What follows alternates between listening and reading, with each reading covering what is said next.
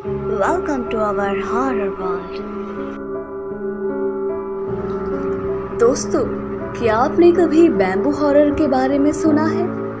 अगर नहीं, तो दोस्तों, आज के इस वीडियो में आप सभी बैम्बू हॉरर के बारे में सुनने वाले हैं, जो कि बहुत भयानक है।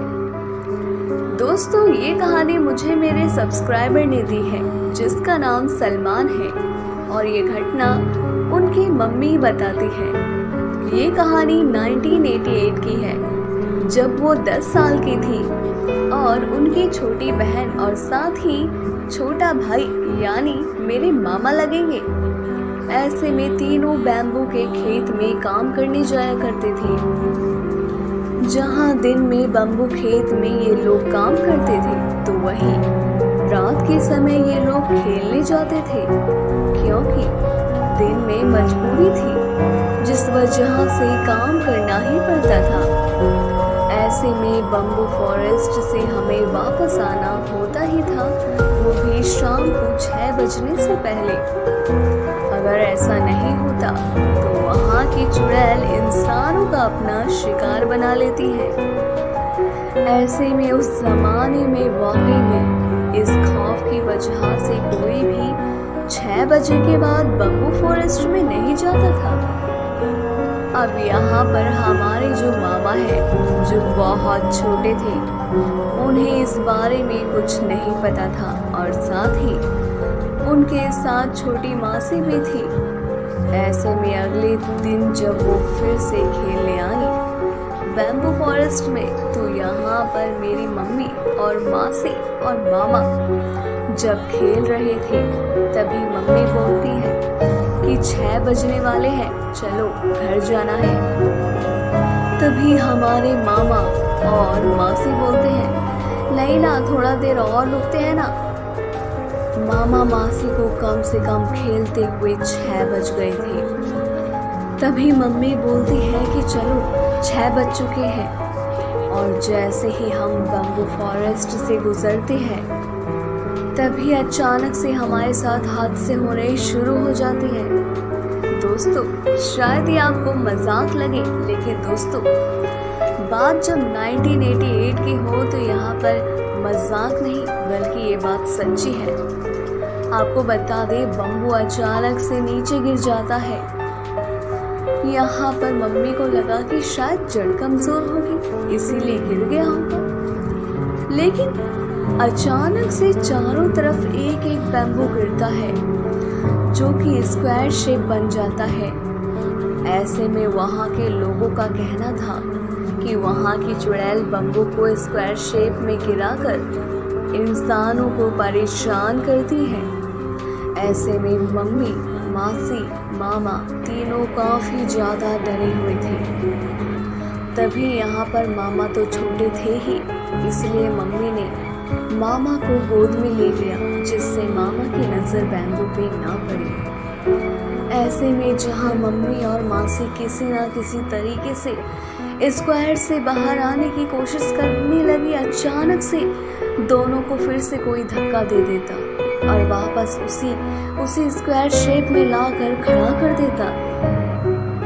ऐसे में डर इतना ज्यादा लगने लगा था कि बस अब हिम्मत करके बाहर निकलने के अलावा कुछ भी दिखाई नहीं दे रहा था।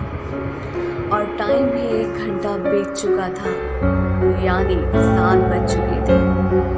और हमने फिर से हिम्मत कर स्क्वायर से वापस निकलने की कोशिश की, और हम इस बार थोड़ी तेज स्पीड में थे। तभी फिर से बैम्बू गिरते हैं। इस बार हमारे मामा रोने लगे, क्योंकि वो छोटे थे और उन्हें डर लग रहा था। तभी मम्मी और मासी हिम्मत करके बैम्बू को हटाकर आगे बढ़ने लगे। ऐसे में हमारे नाना नानी बहुत परेशान हो गए थे कि अभी तक बच्चे घर नहीं आए। ऐसे में नाना नानी को न जाने कौन बता देता है कि आपके बच्चे बम्बू फॉरेस्ट में हैं। ये सुनते ही नाना नानी इतना घबराने लगे और कुछ लोगों के साथ सीधा देर ना करते हुए जंगल की तरफ बढ़ने लगे। ऐसे में हमारे मामा और मम्मी और मासी बैम्बू फॉरेस्ट में ही फंसे हुए थे। और ऐसी हालत में यहाँ पर ये लोग क्या करते, बल्कि इनकी हालत और बिगड़ने लगी जब बैम्बू फॉरेस्ट के पत्ते बहुत तेज तेज हवा में लहरा रहे थे। और ऐसे में हमें लग रहा था यानी जो बैम्बू फॉरेस्ट में फंसे हुए थे उन्हें कोई पुकार रहा हो। ऐसे में ये आवाज़ सुनकर मासी बहक गई और उन्हें लगा कि कोई उनकी मदद के लिए आया है। ऐसे में मेरी मम्मी समझ चुकी थी ऐसा कुछ भी नहीं है, कोई नहीं आया है। अब फिर से मम्मी और मासी आगे बढ़ने लगे, लेकिन अब इस बार एक एक करके सारे बैम्बू नीचे गिरने लगे। ये नज़ारा देखकर अच्छे अच्छे बेहोश हो सकते थे, लेकिन मेरी मम्मी और मामा मामी अपने आप को संभालते हुए आगे बढ़ने लगे। लेकिन ये क्या, आगे बढ़ते ही उन्होंने जिसका सामना किया उस पर विश्वास करना बहुत मुश्किल हो रहा था। उन्होंने एक चुड़ैल को देखा। ऐसा लग रहा था कि पेड़ के ऊपर काली परछाई हम तीनों की तरफ देख रही हो और रोकने की कोशिश कर रही हो। और सिर्फ एक चुड़ैल नहीं बल्कि दो चुड़ैल थी। ऐसे में दोस्तों आगे की कहानी और भी ज्यादा डरावनी तब हो जाती है जब नाना नानी के साथ कुछ गांव वाले बैम्बू फॉरेस्ट के अंदर आते हैं और उनके साथ भी ऐसा ही होता है। चुड़ैल उनका रास्ता रोकने की कोशिश करती है। तभी गांव वालों में से एक आदमी कहता है कि शायद चुड़ैल आग से डरती होगी। ये सोचकर उन्होंने एक बम्बू को तोड़ा और उसमें कपड़ा लपेट कर आग लगा दी। ऐसे में आग को देखकर वाकई में चुड़ैल पीछे हटने लगी, लेकिन गांव वालों में से 2 लोग पीछे रह गए थे जिनके पास ना ही कोई माचिस थी और ना ही कोई मशाल, जिस वजह से चुड़ैल उनका रास्ता रोकने लगी।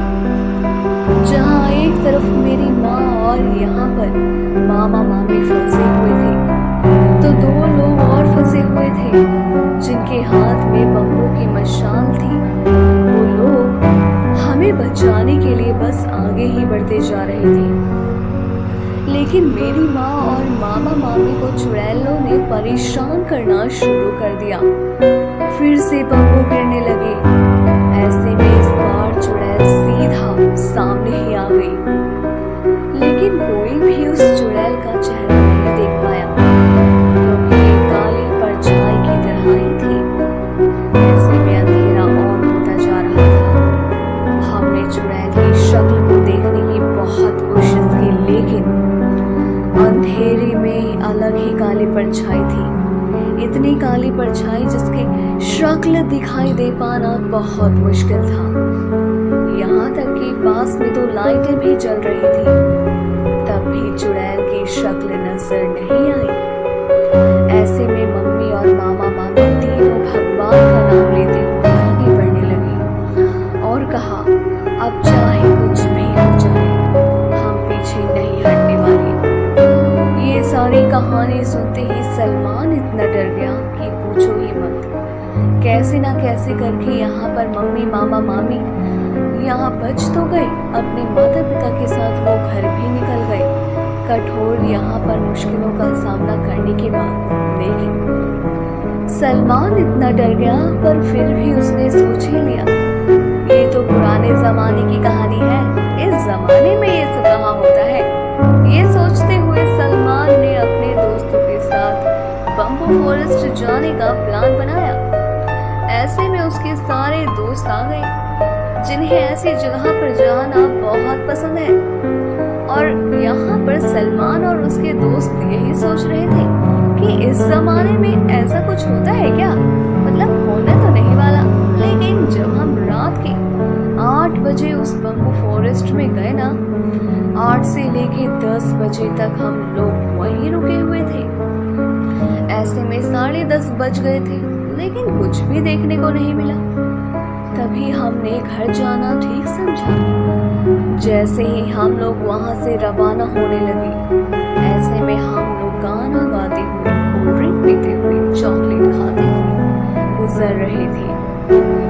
अचानक ही हमारे सामने एक बम्बू गिर गया।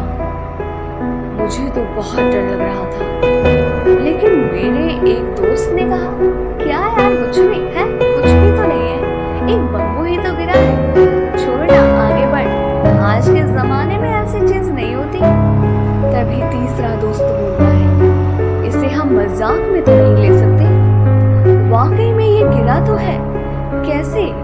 ऐसे में इस बम्बू की जड़ें भी इतनी मजबूत हैं, तो ये आखिर ऐसे कैसे गिर सकती है? अब हमने इस बात को यही खत्म कर आगे बढ़ना सही समझा और फिर से हमारे सामने एक और बम्बू गिरता है और वाकई में इस बार जो हुआ, आप उस पर विश्वास नहीं कर पाएंगे, लेकिन वाकई में हमारे चारों तरफ बम्बू गिर गए। यानी बम्बू ने घेरा बना लिया जो कि एक स्क्वायर शेप बना चुका था। ऐसे में जब हम सभी स्क्वायर शेप में आ गए, तभी मेरा एक दोस्त वहां से भागने की कोशिश करता है, लेकिन ऐसा लगता है कि किसी ने उसे धक्का देकर हमारे साथ ही खड़ा कर दिया। जिस तरीके से मेरी मासी को धक्का दिया गया, उस तरीके से उस लड़के ने भी महसूस किया था। इतना ही नहीं, मेरे दोस्त की गर्दन की एक साइड पर कट भी लग गया, जहां से ब्लीडिंग हो रही थी। हम पूरी तैयारी के साथ आए थे, इसीलिए हमने बैंडेज लगा दिया। अब ऐसे में हमने रुकने की वजह वहां से भागना सही समझा।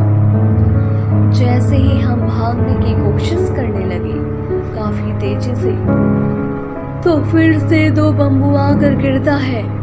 एक मेरे दोस्त के ऊपर गिरता है, दूसरा मेरे पैर पर। ऐसे में हमें इतना दर्द हो रहा था कि हमें चलने में बहुत तकलीफ हो रही थी। तो हमने 2 मिनट रेस्ट किया और फिर से हम चलने लगे, क्योंकि घर तो किसी भी हालत में जाना ही है। हमने जिस भी हालत में भागने की कोशिश की, हम कामयाब हो गए। यानी भगवान का लाख लाख शुक्र है, हम उस जंगल से बाहर निकल चुके थे। तभी मेरा वही दोस्त बोलता है जिसने कुछ घंटे पहले ये कहा था कि इस जमाने में भी भूत होते हैं क्या। उसने भी भरोसा करना शुरू कर दिया और कभी नहीं सोचा था कि आज के दिन हमारे साथ ऐसी घटना घटेगी और जिंदगी में ऐसी चीज का सामना करना पड़ेगा। दोस्तों, आपको क्या लगता है, क्या आपने भी कभी ऐसी चीज फेस की है? आप मुझसे अपनी स्टोरी इंस्टाग्राम पर शेयर कर सकते हैं। फिर मिलते हैं आपसे अगले वीडियो में, तब तक के लिए धन्यवाद।